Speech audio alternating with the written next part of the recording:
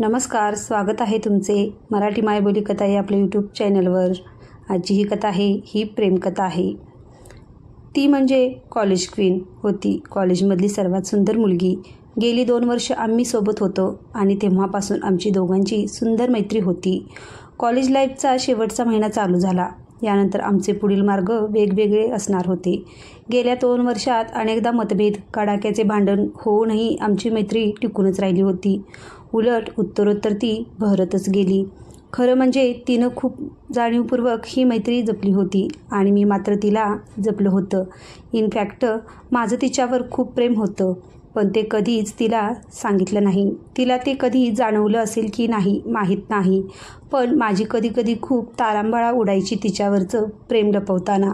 मित्र म्हणायचे, सांगून टाक तिला, एकदाच सांगितल्यानं मन हलकं होतं, पण तशी हिंमतच कधी झाली नाही। आता मात्र जाणीव व्हायला लागली। संपली सोबत अशी कधीकधी खूप अस्वस्थ वाटायचं।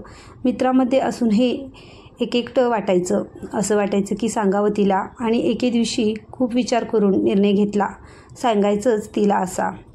डिग्रीचा शेवटचा पेपर संपला। त्या दिवशी सर्वजण वर्गाच्या बाहेर पडलो। 1-2 मित्रांना पुढं काय होणार ते माहीत असल्यानं त्यांनी आधीच ठरवल्याप्रमाणे बाकीच्या ग्रुपला घेऊन तिथून कल्टी मारली। आता आमच्या कॅम्पसच्या आवारात मी, ती आणि तिची एक जवळची मैत्रीण असे 3घच होतो।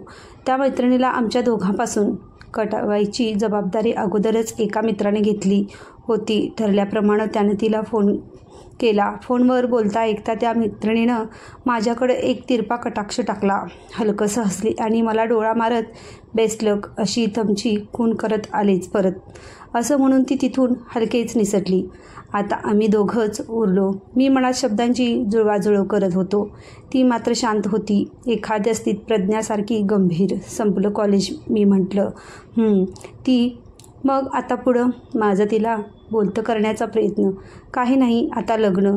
तिचं खळाळून हसणं, खरं म्हणजे या निरागस हसण्याच मला वेड लावलं होतं। भान हरवून मी तिचं हसणं बघत राहायचो। माझं भुवयावर घेत आश्चर्य व्यक्त करणं। शांत होत तिचा प्रतिसाद, अगं ऐक तर। मी, हो काय? ती, खरं म्हणजे नेमकं कशी सुरुवात करावी हेच मला कळत नव्हतं। इतक्या दिवसाची मैत्री जी होती, काही क्षण असे शांततेत गेले। मला वाटतं तिलाही पुढील अंदाज आलेला असावा। एव्हाना आम्ही चालत कॅम्पसच्या लॉनवर आलेलो होतो। झटकन पुढं होत मी तिच्या मार्गात आडवा उभा राहिलो। ती थबकली, थांबली, हसू दाबत काय रे म्हणाली, लव यू। माझ्याही नकळत माझ्याकडून पटकन शब्द निघून गेले। आता माझं सगळं लक्ष तिच्यावर लागलं होतं। कान तिचं बोलणं ऐकण्यास उत्सुक होते, मन शांत झालं होतं। ती काय बोलेल, हो किंवा नाही अशी भीतीची जाणीव अजिबात नव्हती। सगळं ध्यान तिच्यावरच होतं। क्षणभर पण अगदी शांतपणे तिनं डोळे मिटले। स्त्रीसुलभ भावना चेहऱ्यावर दाटून आल्या। गुलाबी गालावर लालसर छटा पसरली। एक हलकंसं स्मित चेहऱ्यावर आलं आणि लाजून चूर होत तिनं नजर खाली झुकवली। किती सुंदर दिसत होती ती। असं तिचं रूप गेल्या 2 वर्षात मी कधीच बघितलं नव्हतं। त्या चेहऱ्यावर काय नव्हतं, शांतपणे वाहणाऱ्या झऱ्याचं गांभीर्य होतं। त्यावर मावळतीच्या सूर्याची पश्चिम दिशेकडे पसरत जाणारी लालिमा होती त्या गोबऱ्या गालावर।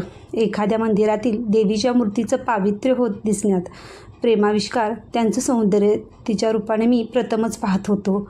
आता शब्द मूक झाले। 2 मिनिटं अशी शांततेत गेली। ती 2 मिनिटं मला 2 तासाप्रमाणे भासली। मग मात्र तिनं सावकाशपणे मान वर करून वरती पाहिलं। मानेनेच नाही अशी खूण करत एक गोड हसू देत आणि वेड्या असं पुटपुटत तिनं मला एका हातानं तिच्या मार्गातनं बाजूला सारलं आणि ती चालायला लागली। मी फक्त बघतच राहिलो। पण क्षणभरच, अगं पण, तिच्या पाठमोऱ्या आकृतीकडे बघत मी म्हटलो। ती थांबली। मागे वळून पाहत तिनं, वेड्या, इतके दिवस लावलेस बोलायला, एवढा घाबरतोस मला, असं हसत विचारलं। मी समाधानानंच हसलो। किती मस्त भावना होती ही। मला वाटलं, आपण कुणाला तरी आवडतो ही भावना जगातली सर्वात सुंदर भावना असावी। घरी ये माझा हात मागायला, गोड लाजून आणि हसत हसत बोलत तिनं माझा निरोप घेतला। एका दिव्यातून बाहेर पडलो होतो। आता पुढचं नवं लक्ष होतं। कथा कशी वाटली हे मला कमेंटमध्ये नक्की सांगा आणि माझ्या चॅनल लाईक करा, शेअर करा, सबस्क्राईब करा. धन्यवाद.